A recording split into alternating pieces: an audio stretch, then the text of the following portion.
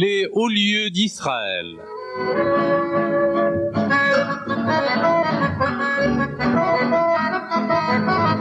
Tous les jours, un guide vous fait découvrir les hauts lieux d'Israël, une série proposée par Radio Communauté Judaïque FM, réalisation technique Samuel Chekli.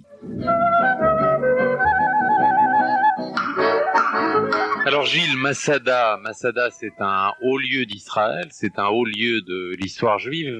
Nous sommes où exactement ici ? Nous sommes à l'entrée est de Masada, en haut des remparts, et on voit juste vers le nord, comme vous remarquez, la fameuse oasis d'En-Gedi, là où se trouve le torrent de David. À nos pieds, d'où nous arrivons, le sentier du serpent. J'espère la prochaine fois, Shlomo, qu'on se lèvera un tout petit peu plus tôt, puis qu'on fera ça à pied. 45 minutes à pied, tout à fait agréable, avec un petit peu d'eau, c'est tout à fait comme il faut. Vers le bas, vous remarquez ici que la mer Morte est en train de s'assécher totalement, et plus au sud, on voit très bien la région de Sodome, c'est cette montagne que nous voyons devant nous.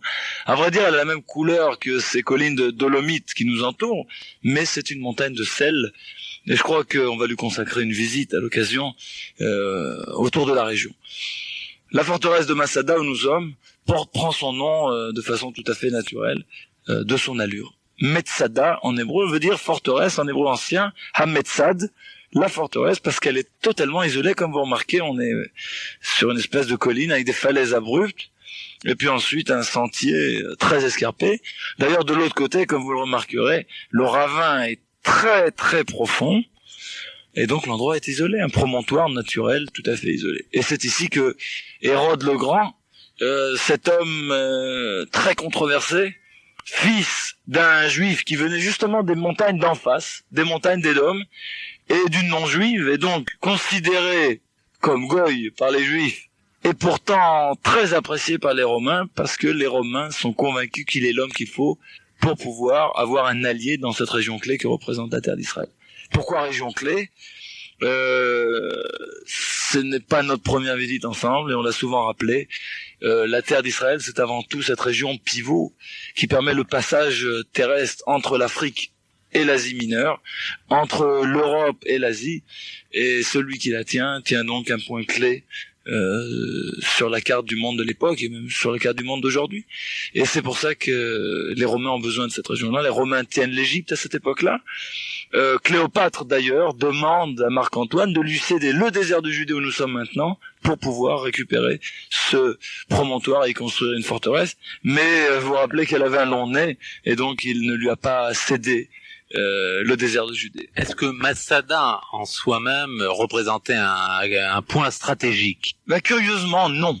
Non, nous sommes ici exactement au niveau de la mer, peut-être quelques mètres au-dessus du niveau de la mer, puisque ce que nous voyons juste à nos pieds, ici en bas, c'est la mer Morte, 400 mètres sous le niveau des mers.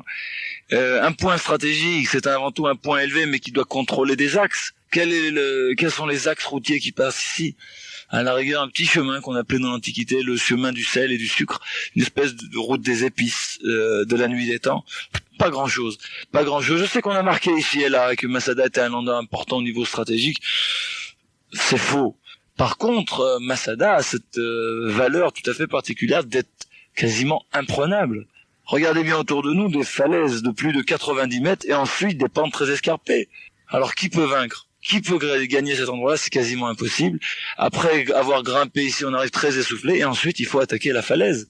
Et donc celui qui est en haut roule quelques pierres et tue son agresseur. Et c'est pour ça qu'Hérode le Grand, cet homme qui avait peur du peuple qu'il dominait, puisqu'il est le roi des Juifs, mais il est mal aimé de la grande majorité des Juifs, c'est pour ça qu'il décide de se construire ici une forteresse.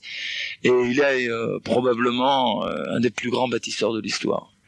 Un des plus grands bâtisseurs de l'histoire, et il va aussi comprendre un grand problème. Imaginez ici que nous sommes entourés par la mer Morte, 36% de sel, c'est un poison. D'ailleurs, dans l'Antiquité, on l'appelait en latin mare asphaltis, la mer de bitume. Les sources d'En-Gedi à côté d'ici donnent très peu d'eau, puis elles sont éloignées. Sous Masada, il n'y a pas de nappe phréatique. Alors, il a quand même dû résoudre un problème. Alors, Masada est important parce que c'est là que dans la guerre des Juifs contre les Romains se sont retranchés et vont périr une poignée de Juifs résistants. Et cette histoire, on la connaît par une seule source, c'est celle de Flavius Josèphe. Exactement, on la connaît par Flavius Josèphe. J'aimerais un instant m'attarder sur les raisons de l'évolution vers ce qu'on appellera la grande révolte, la guerre des Juifs contre les Romains. Lorsque les Romains envoient ici Hérode, ils sont convaincus qu'ils ont un allié de poids et que la région devient la leur. Mais curieusement, Hérode, qui va mettre presque 40 ans à achever la construction de Masada, vivant dans une peur permanente d'un assassinat, comme beaucoup de despotes de ce bas monde, Hérode le Grand va mourir dans son lit, très âgé, vers Jérusalem. Et à ce moment-là, de nouveau, ce sera le chaos. Et les Romains vont s'apercevoir que les Juifs sont vraiment des rebelles. Alors les Romains, en l'an 65, décident d'envoyer ici une armée, avec à sa tête Vespasien, celui qui sera plus tard d'ailleurs nommé empereur, ni plus ni moins pour fait de guerre en terre de Palestine. Vespasien arrive en Galilée. Les Juifs se fortifient en Galilée pour attendre les Romains. Les Juifs ne sont pas des soldats, les Juifs sont des hommes pieux, des villageois plutôt pauvres. L'occupation romaine est particulièrement dure. Celui qui est à la tête des Juifs de Galilée pour se préparer contre l'invasion romaine s'appelle Yosef ben Mattatiaou, à Cohen, venant de Jérusalem. Joseph, fils de Matthieu, venant de Jérusalem. Et cet homme-là va fortifier la Galilée. Et il va fortifier la Galilée. On peut citer deux très grands combats. Le premier est celui de Yotfat en 66. Et à Jotpat dans les livres français d'histoire, à ce moment-là, il sera pris prisonnier. Et cet homme, qui à l'âge de 28 ans était ni plus ni moins chef d'état-major des armées juives de Galilée, se retrouve prisonnier chez les Romains. Et c'est lui Flavius Josèphe, ni plus ni moins. Flavius Josèphe, oui, avec ce titre romain de Flavius, donc de la dynastie des Flaviens. Voilà qu'à la fin de la conquête romaine, les Romains vont mettre à peu près 7 ans pour conquérir une région qui fait entre à peu près 50 km de large sur 120 à 160 km de longueur, donc très petite, mais face à une guérilla très acerbe des Juifs. Et ce prisonnier de choix est celui qui va relater l'histoire. Et dans son livre, donc, La guerre des Juifs, il nous raconte ses épopées, probablement en essayant d'enjoliver un petit peu l'aspect romain pour ne pas trop les offenser, pour les offenser, et surtout donc, pour éviter que son œuvre ne soit effacée à jamais.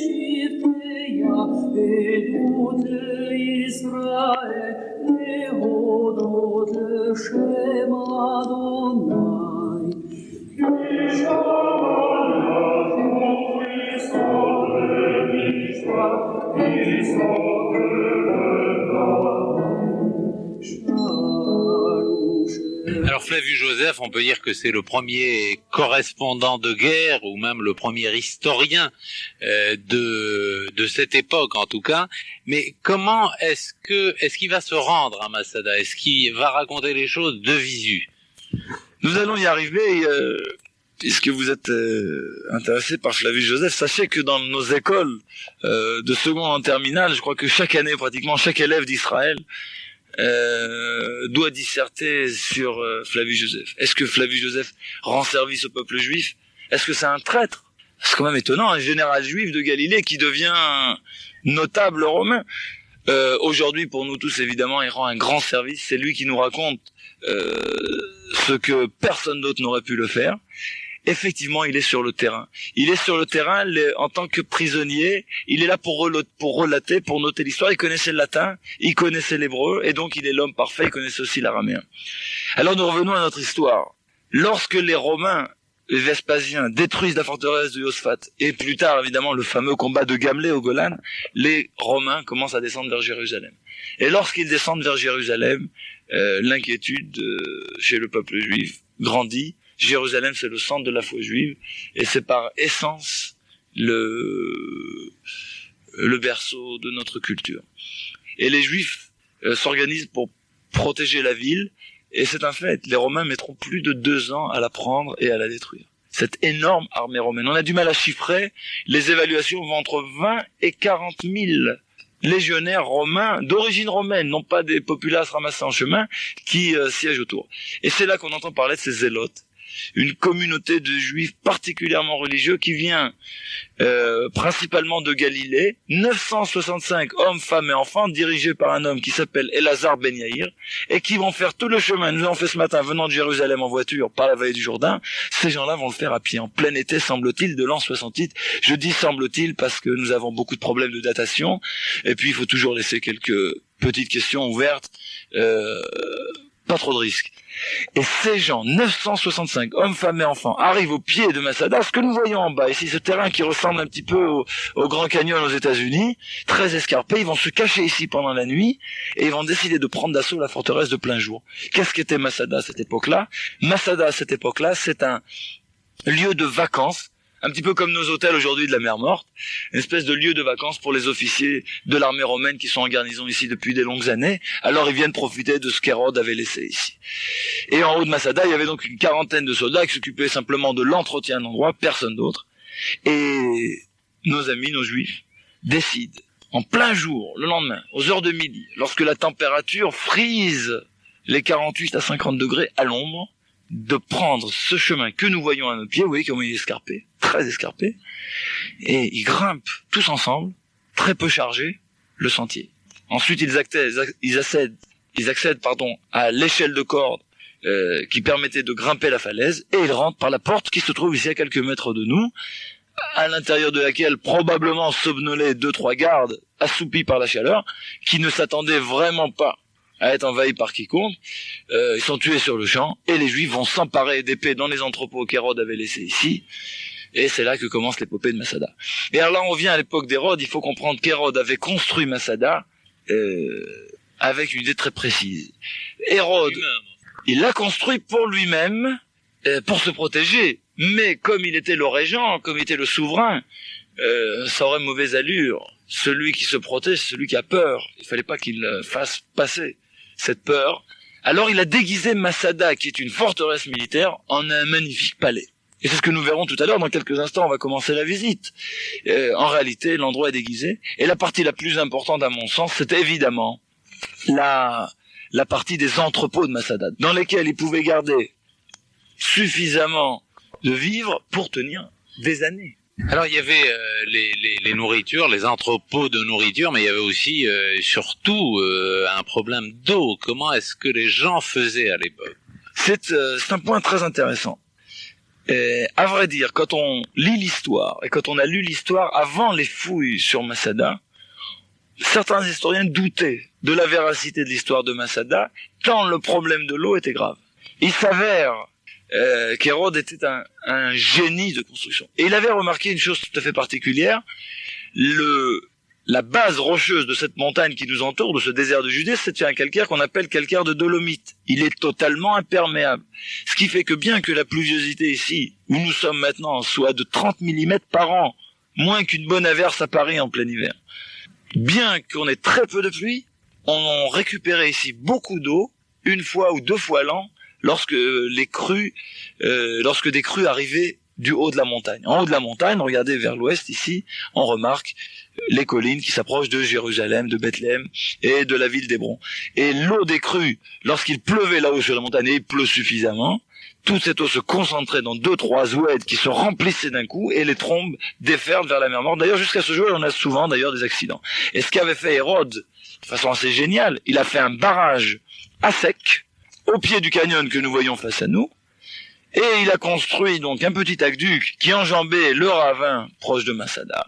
Et à Masada, cette eau était vidée dans 12 citernes artificielle qui se trouve ici à nos pieds et qui pouvait au total recueillir 40 000 mètres cubes.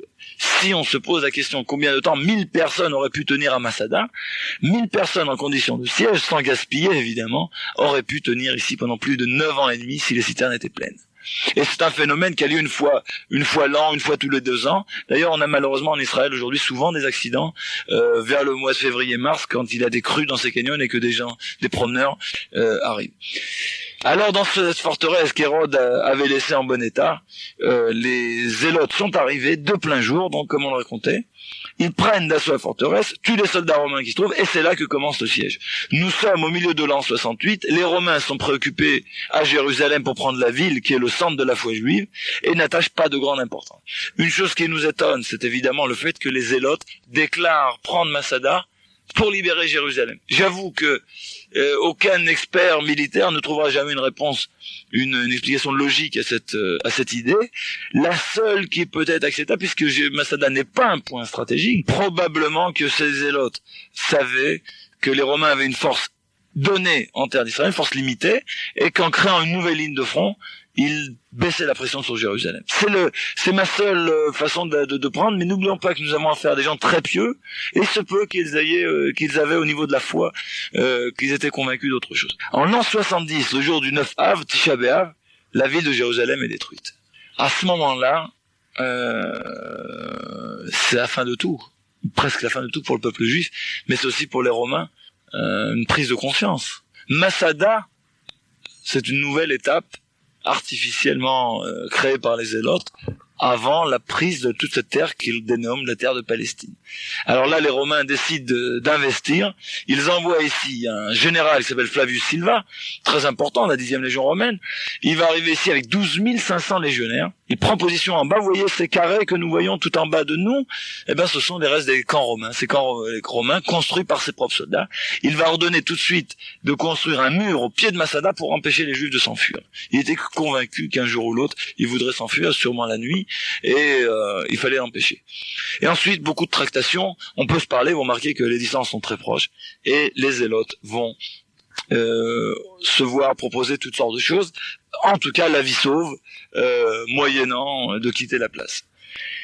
Et les Juifs ne se donneront pas ça. Lorsque les Romains tentent de grimper sur le sentier du serpent, qui se trouve à nos pieds, à ce moment-là, les Juifs réagissent très rapidement, roulent des pavés que vous voyez là, et mettent en danger la vie des soldats romains. Et les Romains comprennent que la forteresse est imprenable, mais ils savent aussi que ce siège peut durer indéfiniment, au moins aussi longtemps que les réserves peuvent durer. Après plus de 2 ans de la présence des Juifs à Masada, 2 années.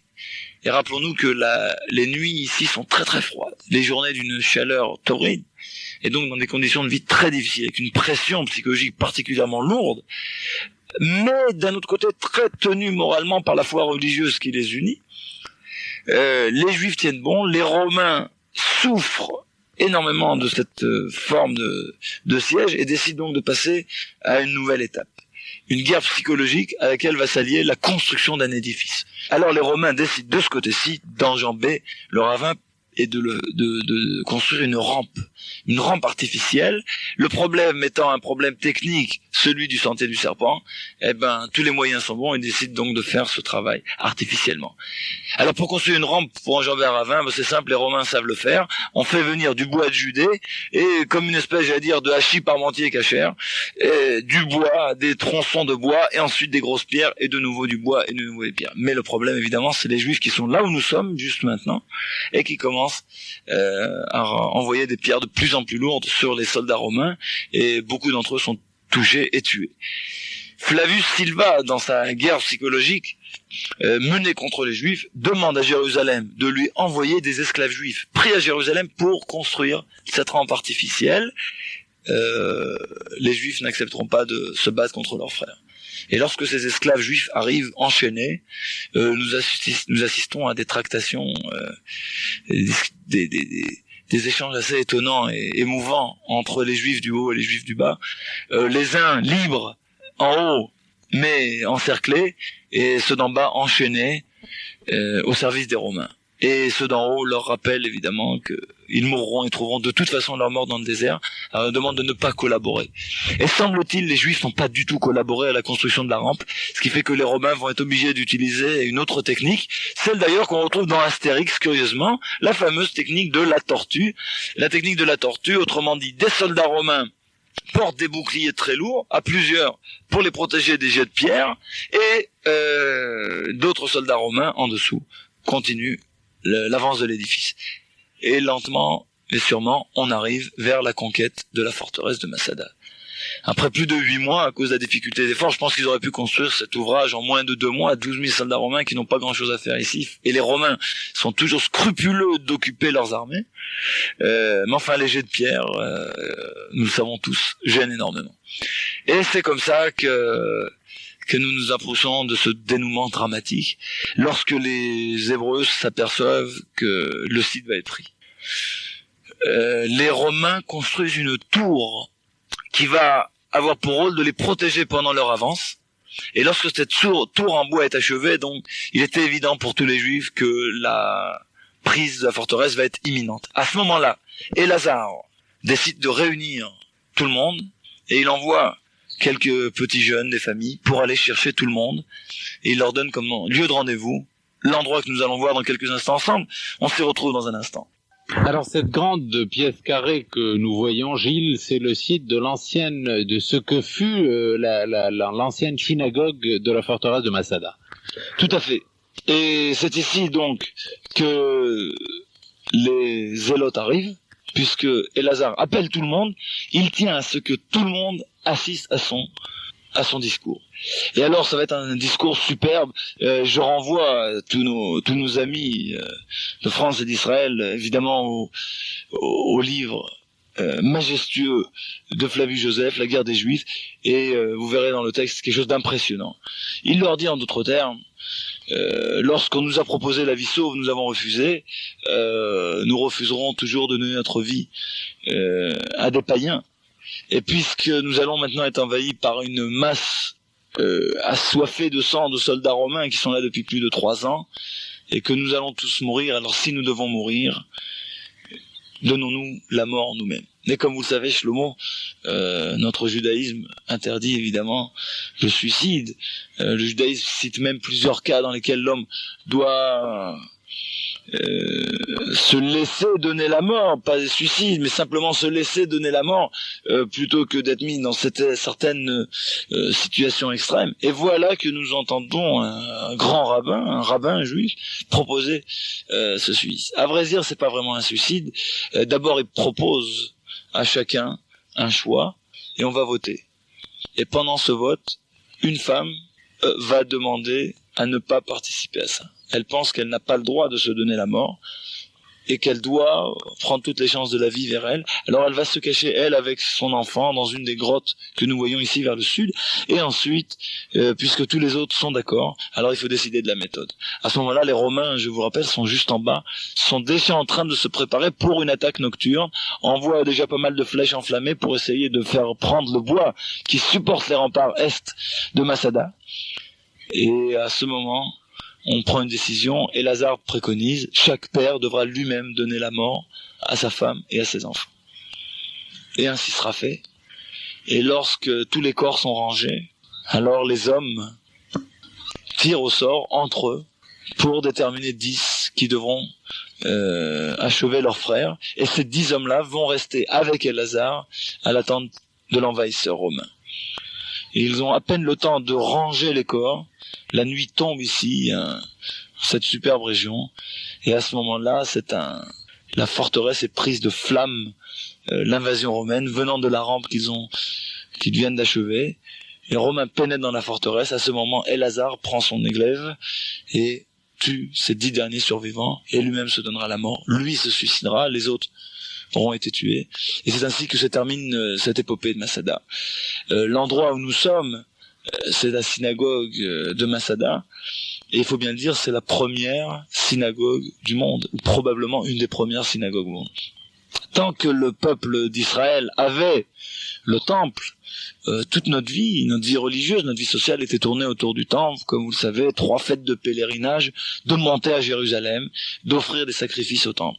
Et voilà soudainement que le temple est détruit, et donc il faut trouver un judaïsme et mettre à jour ce judaïsme pour lui permettre de passer les futurs siècles de l'exil.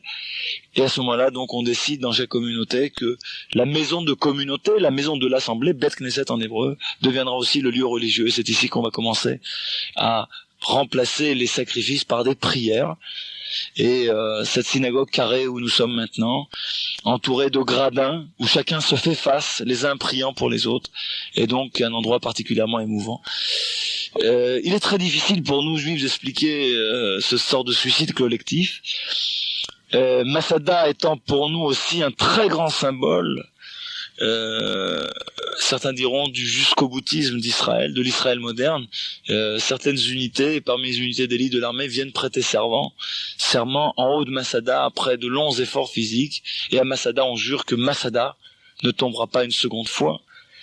Et c'est donc un endroit important pour notre passé et probablement dans notre futur.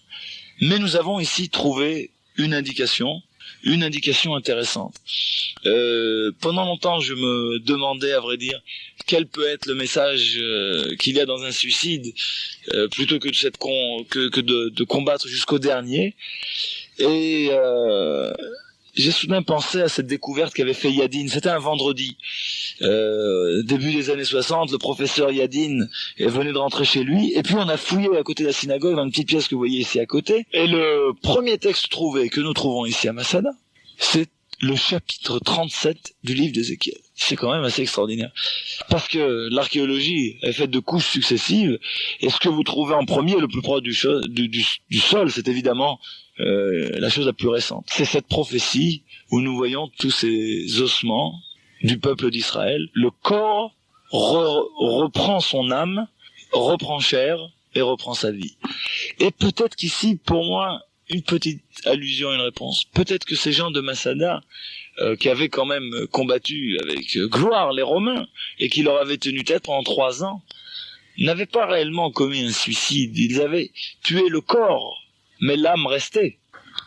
Alors Gilles, qu'est devenu, vous ne nous l'avez pas dit, que sont devenus plus exactement cette mère et son fils qui ont refusé de participer au suicide et qui se sont cachés dans une grotte et qui sont les seuls survivants de Masada? Là, c'est important de voir ce qu'il en arrive. Lorsque les Romains rentrent dans Masada, il n'y a pas de victoire, puisque tout le monde est mort.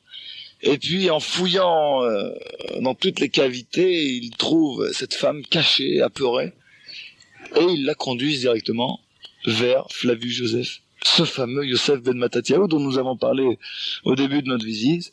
Et c'est lui qui va recueillir de ces femmes le témoignage de ce qui s'est passé pendant ces 3 années, et puis évidemment, le fameux discours des Lazare. Alors, on aura pu dire ce qu'on voudra de Flavius Joseph, mais en tout cas, il nous livre un testament extraordinaire. Cette femme prisonnière va raconter son histoire. On ne sait pas d'ailleurs ce qui lui adviendra après, mais en tout cas, grâce à elle et grâce à Flavius Joseph, on apprend une très belle période de l'histoire juive. Alors je propose qu'on termine notre visite par une avancée. Avançons ensemble vers le palais nord. Nous passons ici la porte des gardes. On voit encore sur les murs des magnifiques stucs romains qui étaient en fin de compte de copier, d'imiter le marbre de l'époque, mais c'était bien mieux artificiel, bien plus onéreux d'ailleurs. Et nous voyons ici la petite pièce. Nous savons que c'est dans cette petite pièce qu'a lieu le tirage au sort entre les hommes, puisque nous avons ici trouvé pendant les fouilles les restes, certains morceaux qui portaient le nom des hommes de Masada qui avaient participé au tirage au sort. On avance ici un petit peu vers là-haut, vers la partie nord de la forteresse, et on s'y retrouve dans un instant. Ben voilà, là on a grimpé, faites attention à vos pieds. Voilà, on a grimpé maintenant sur le palais nord, et vous voyez le palais qu'Hérode s'était construit. Vu l'ensoleillement ainsi particulièrement fort, Hérode avait choisi l'endroit qui dominait la vallée vers le nord avec une petite brise. Vous voyez que cette petite brise de l'après-midi est quand même superbe. Et il avait un palais ici en 3 étages. Tout en bas, ne vous penchez pas trop, voilà, c'est ici que se trouve sa chambre intime. Pas trop de détails, mais en tout cas on a retrouvé ici de magnifiques stucs colorés de l'époque, puisque personne n'est plus jamais venu pratiquement à Masada, sauf quelques moines à l'époque byzantine. En bas... cette espèce de tourelle que vous voyez là, personne ne sait vraiment ce que c'est. Est-ce que c'était une tour de garde ou bien un endroit où on faisait des combats de coqs, comme disaient nos professeurs d'archéologie à Jérusalem? Je vous laisse choisir. Et puis ce petit balcon, nous nous trouvons maintenant avec cette terrasse en demi-lune qui était ombragée par une vigne. C'était un endroit très agréable et je crois qu'on y menait une bonne vie. Et derrière, nous avons ici de superbes thermes romains, tout à fait uniques. Vous irez les voir tout à l'heure. Prenez votre temps, c'est un endroit aussi sans... on est au frais et c'est le seul endroit d'ailleurs où on peut mesurer la température à l'ombre à Masada. Et vous verrez ici donc voilà quatre pièces, une belle entrée avec des stucs très très colorés, un bain froid, ce que les Romains appelaient frigidaire. Mais à vrai dire, pourquoi des termes romains en Masada? Probablement pour la même raison qui fait que beaucoup de gens possèdent une piscine à Beverly Hills, même quand ils savent pas nager. Ça faisait bien. Et Masada devait être avant tout un palais à la mode, un palais qui plaît aux Romains. Les entrepôts par lesquels nous allons quitter la forteresse tout à l'heure étaient évidemment cachés du regard des invités. Et ce que nous voyons ici dans ces termes romains, c'est ce superbe hypocauste, salle de vapeur, une espèce de chambre de vapeur avec un chauffage sous le dallage, comme vous remarquez, et la pièce était donc noyée dans la vapeur, et on venait pour papoter, discuter à la romaine. On vivait très bien ici, semble-t-il, à Masada. Voilà, je propose évidemment qu'on retourne à notre point de départ par les entrepôts, parce que ça sera le moyen de voir leur taille. Ils sont gigantesques. Et ces entrepôts nous éclairent sur la nature réelle de la forteresse de Masada. Nous rappellerons quand même à nos auditeurs que nous avons fait la visite dans le sens inverse de celle qui est préconisée sur le site. C'est pas très respectable sur un site qui est aussi accueillant, avec un beau téléphérique, des panneaux très explicites et des guides parfois de qualité, mais ça nous permettait surtout de profiter de l'ensoleillement. Nous avons envie aussi de faire des petites photos. Allons donc vers nos entrepôts. Avant de quitter tout à fait, un dernier mot sur l'histoire de Masada. Vous nous avez raconté cette histoire.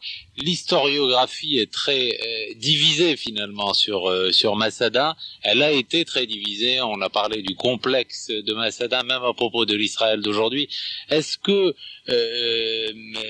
les historiens restent divisés sur l'utilité de ce qu'ont fait les zélotes à Masada? Sans aucun doute.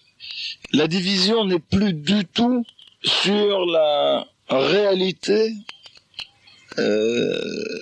du site, sur sa valeur, ou même sur le type d'histoire qu'il y a. Évidemment, il y en aura toujours qui discuteront sur les données que nous donne Flavius Joseph. C'est une discussion qui a un sens, étant donné que ce livre, publié sous l'égide des Romains, se devait de mettre en valeur les activités romaines et pas seulement les activités des Juifs. Et donc on peut effectivement essayer de recalculer le nombre de soldats ou autre. Mais de façon générale, Masada est aujourd'hui accepté par tous. On sait que l'histoire a eu lieu, on en a retrouvé les preuves archéologiques, on a retrouvé la preuve dans l'architecture de Masada. Elle pouvait réellement donner un abri pour 1 millier de gens pendant de longues années. Cet homme problématique qu'est Flavius Joseph étant notre seule source, la question restera posée. Mais Masada, c'est avant tout un grand symbole. Masada, c'est Israël, c'est notre pays d'aujourd'hui, entouré un peu comme sur une île ou entouré d'ennemis, tel que l'était Masada. Masada qui ne tombera pas une seconde fois, c'est l'Israël d'aujourd'hui. Ça sera Israël qui ne tombera pas une seconde fois, et Masada elle-même physiquement qui ne tombera pas une seconde fois. Donc aujourd'hui les discussions sont souvent entre sociologues, et c'est un autre Masada qu'on parle, c'est le Masada du complexe. Est-ce que nous vivons encore avec ce complexe de l'Holocauste, de la destruction? La question reste posée, mais je pense que ça fait encore partie de nos nécessités nationales.